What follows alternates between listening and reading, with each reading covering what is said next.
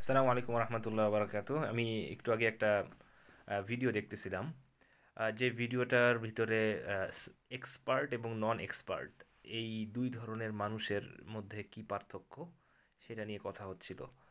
তো আমি জাস্ট সংক্ষেপে বাংলায় কিছু জাস্ট সামারাইজ করতেছি। এক্সপার্ট যারা কোনো একটা ফিল্ডে এক্সপার্ট, এখানে কিছু রিসার্চের কথা বলা হয়েছে, যে রিসার্চগুলো এটা ইন্ডিকেট করে যে যখন কোনো মানুষ কোনো বিষয়ে এক্সপার্ট হয়, সাধারণত সে আম, সেই জিনিসটা বা সেই এক্সপার্টিসটা ডেভেলপ হইতে অনেক সময় লাগে, এবং সে কনসিস্টেন্টলি সেই জিনিসগুলোকে শিখতে থাকে, সেই ফিল্ডে কাজ করতে থাকে, এবং সে আস্তে আস্তে ছোট ছোট জিনিস সেই সেই এক্সপার্ট সেই ফিল্ডের বিভিন্ন যে ইনফরমেশনগুলো আছে সেই ছোট ছোট ইনফরমেশনগুলোকে সে চাঙ্ক আকারে মনে রাখে। চাঙ্ক আকারে বলতে যে আহ, এখানে উদাহরণ হিসেবে দেখানো হয়েছে যে লন্ডনের ভিতরে ব্ল্যাক কিছু ক্যাব আছে, ট্যাক্সি ক্যাব। যেই ক্যাবগুলোর কথা বলা হয়েছে, যে এই ক্যাবগুলোর যে ড্রাইভাররা তারা অনেক এক্সপার্ট, কারণ তাদেরকে প্রায় 25,000 বিভিন্ন রকম ল্যান্ডমার্কের কথা মনে রাখা লাগে। তারপরে এরকম ছোট ছোট অলিগলি সবগুলোর কথা মনে রাখা লাগে। সাথে সাথে জিপিএস ছাড়া তারা একটা পয়েন্ট এ থেকে পয়েন্ট বি পর্যন্ত যাইতে তারা কিভাবে সংক্ষেপে যেতে পারবে, স্বল্প সময়ে যেতে পারবে। অলসো যখন তারা নিয়ে যাবে, তারা কোন কোন ট্যুরিস্ট স্পট দিয়ে নিয়ে যাবে কোনো একটা কোনো একজন নিউ কামার যে লন্ডনে নতুন আসছে তাকে। তো এগুলো সব কিছু তারা চাঙ্ক আকারে মনে রাখে। সো এক্সপার্টদের এখানে একটা কথা বলা হয়েছে, যারা কোনো বিষয়ে এক্সপার্ট তারা হলো সেই বিষয়ের সেই ফিল্ডের ছোট ছোট বিষয়গুলোকে সামনে রাখে, এবং সেই ছোট ছোট ইনফরমেশনগুলোকে যখন দরকার হয় তখন সবগুলা একসাথে তাদের ব্রেইনের ভিতরে সেই ইনফরমেশনগুলোকে একসাথে প্রসেস করে আগানোর চেষ্টা করে। সো যে যে কোনো একটা জিনিস সলভ করার ওয়ে হলো যে সেই জিনিসটাকে ছোট ছোট আকারে ভাগ করা, এবং সেই জিনিসটাকে ছোট আকারে ভাগ করার পরে এরপরে এক একটা ছোট ছোট অংশকে সলভ করা, তারপরে পুরো জিনিসটাকে অ্যাজ এ হোল চিন্তা করা। সো এইটা একটা কথা বললো। এরপরে আরেকটা কথা বলছে, সেটা হলো মেন্টাল রিপ্রেজেন্টেশন। মেন্টাল রিপ্রেজেন্টেশন হলো যে আমি কোনো জিনিসের সাকসেসকে কিভাবে ডিফাইন করি, আমার মনের মধ্যে সেটা থাকতে হবে যে আমি এই বিষয়ে সাকসেস হচ্ছি কিনা, বা আমি বিষয়ে এটাকে আমি সাফল্য পাচ্ছি কিনা। এটা কিভাবে ডিফাইন করব, যে সাপোজ আমি একটা অঙ্ক করতে চাচ্ছি, এই অঙ্কটা রেজাল্ট কি সেটা মোটামুটি আমার মাথায় থাকতে হবে যে হ্যাঁ, এটার রেজাল্টটা এরকম হতে পারে।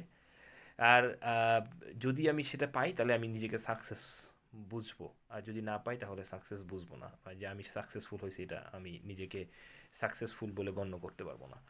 তো এইটার কথা বললো যে মেন্টাল রিপ্রেজেন্টেশন, এই জিনিসটাকে আমাদেরকে যে কোনো একটা জিনিসের মেন্টালি সেই জিনিসটাকে অ্যাচিভ করার মতো মেডিটেশন বলা যায়।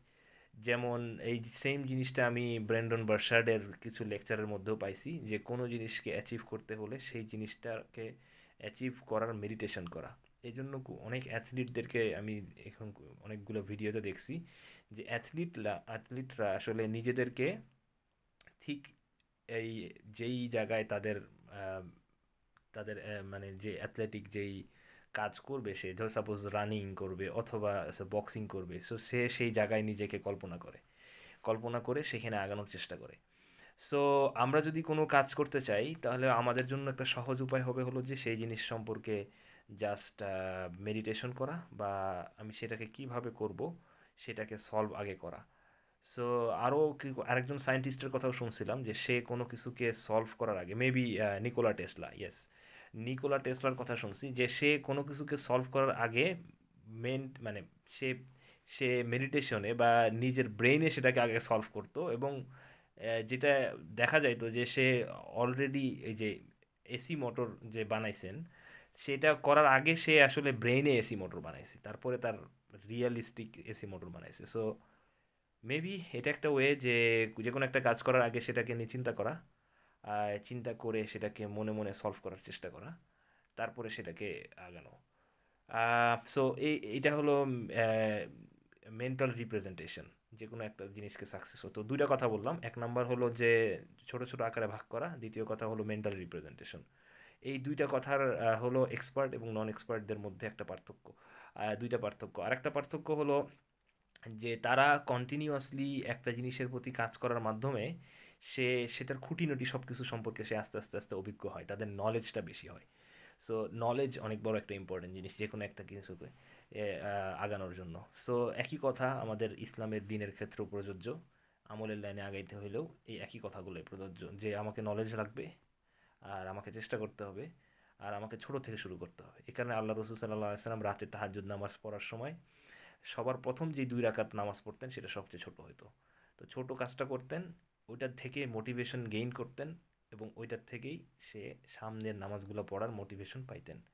আর সাথে সাথে ছোট নামাজ ছোট কাজ করার পরে শুকরিয়া আদায় অবশ্যই করতেন। আর শুকরিয়া আদায় করার কারণে আল্লাহ সুবহানাহু ওয়া তাআলার পক্ষ থেকে আরও তৌফিক আসতো, আরও তৌফিক আসলে আরও আমল বাড়তো। তো এইভাবে তারা জিন্দেগিকে কাটাইতেন। আল্লাহ তাআলা আমল করার তৌফিক নসিব করেন।